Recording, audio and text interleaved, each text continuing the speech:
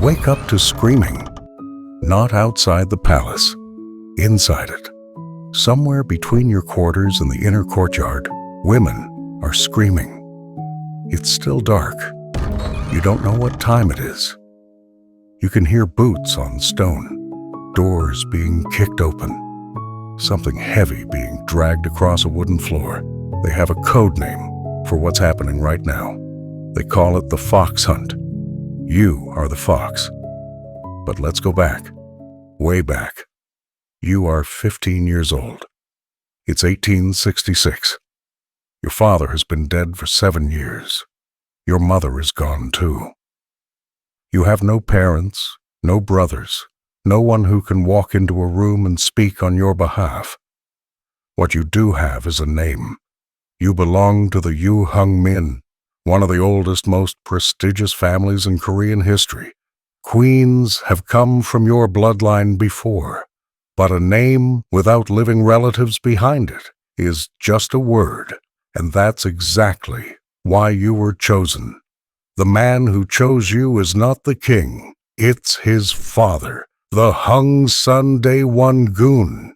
He's the regent, he runs Korea. He picked you because there's nobody alive in your family who can challenge him. Just a teenage girl from the right bloodline with a wrong amount of leverage. His plan for you: sit on the throne, look the part, produce an heir, and never once open your mouth about how this country is run.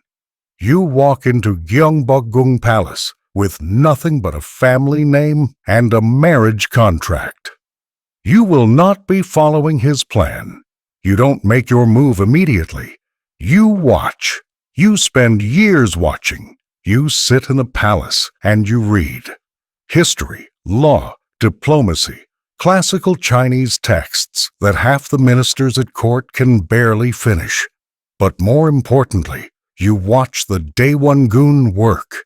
You memorize how he rewards loyalty, how he punishes disobedience, which official owes him a favor, which one secretly hates him but keeps smiling. Your husband, King Gojong, sees what his father is doing too. He doesn't like it, but he's cautious. He waits. You don't wait. You plan. In 1873, Gojong officially comes of age. This is your window. You help him push the Daewon-gun out, not with soldiers, not with a coup, with conversations. One ally at a time, the regent's own supporters are persuaded that the king should rule directly. The Daewon-gun goes home to his villa in Gyeongbokgung. He does not forget this. Remember that. He will wait 22 years for his revenge. 1882. 9 years later. You're in the palace when you hear it. The old-style soldiers, the ones who haven't been paid in over a year, are rioting. They're tearing through the streets of Seoul.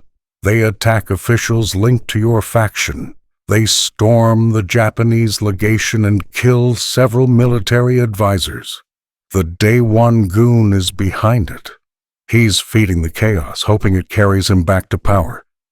Then the mob reaches the palace. They're looking for you.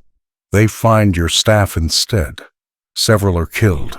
You have minutes to decide what to do. You choose to run. You strip off your court robes. You put on the plain clothes of a palace servant. A bodyguard carries you on his back out of the palace through a side gate. You disappear into the countryside for weeks. The entire court believes you're dead. The Daewon-gun behaves as though you are. Qing China sends troops. They arrest the Daewon-gun and ship him to Tianjin. 3 years of house arrest. You come back. Same palace, same chair. You sit down like nothing happened. Now you're operating on a bigger board. Korea, in the 1880s, sits between 3 empires, and every one of them wants something from you. China says Korea is a tributary. You belong to them. Japan says Korea needs to modernize, under their supervision. Russia watches from the north, saying nothing. waiting for someone to make a mistake. You play them. When Japan pushes too hard, you lean toward China. When China gets comfortable, you quietly open a channel to Russia. When Russia moves too slowly, you send a polite signal back to Japan. Foreign diplomats in Seoul start saying you're the most powerful person in Korea. Not the king. You. The Japanese have a different word for you. They call you a fox. You take it as a compliment. You shouldn't. 1894. Japan and China go to war. The war is about many things, but one of them is Korea. Japan wins. Completely. In less than a year. And just like that, everything changes. The Treaty of Shimonoseki ends Chinese influence in Korea overnight. The system you spent a decade building, China on one side, Japan on the other, you in the middle, gone. One treaty, one signature. Japan is now the only power that matters on this peninsula. They send advisors. They restructure your military, your treasury, your courts. Their minister Inoue Kaoru shows up in Seoul and starts telling your government what to do. You cooperate with some of it. You drag your feet on the rest. You question anything that takes power away from the throne. Around this time, Isabella Bird, a British traveler, visits you at the palace. She meets you face to face, multiple times. She writes that your eyes are full of intelligence, that you are quick, composed, and impossible to read. She sees what everyone at court already knows. The king listens to you. Not the other way around. But you know you can't fight Japan alone. So you go to Russia. You start inviting Karl Weber, the Russian minister, to the palace. Frequently. You discuss military instructors. You talk about replacing the Japanese-trained Korean troops with Russian-trained ones. Japan notices immediately. In September 1895, they replace Inoue with a new man, Miura Goro. Retired army general, no diplomatic experience. He tells people openly that dealing with you is frustrating. He arrives in Seoul. He starts meeting with Japanese nationalists, army officers, and soshi, political thugs from the mainland.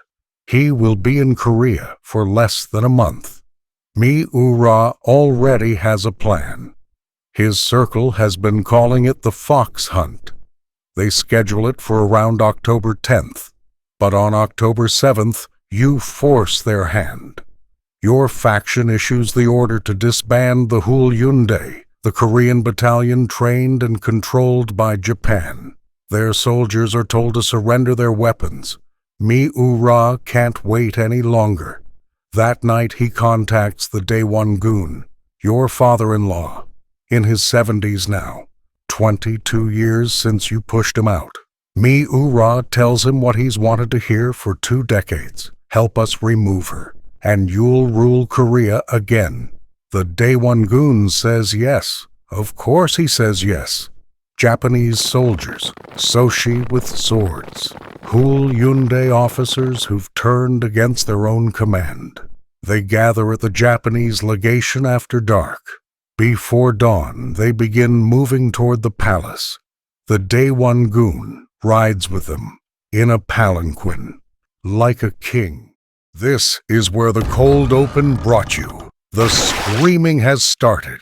The palace is awake. Sehredin Sabatin, a Russian engineer working at the court, stumbles outside to see what's happening. So does General Dai, the American military advisor. Japanese men in dark robes, 25 of them, swords out.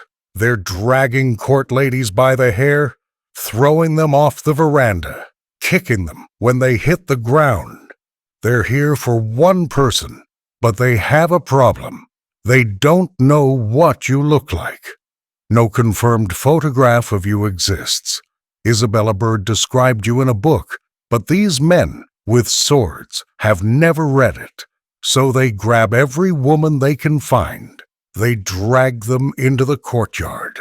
They demand to know which one is the queen. Somewhere in the chaos, someone points. They find you inside the palace. You are 43 years old. What happens next is recorded in a Russian eyewitness account.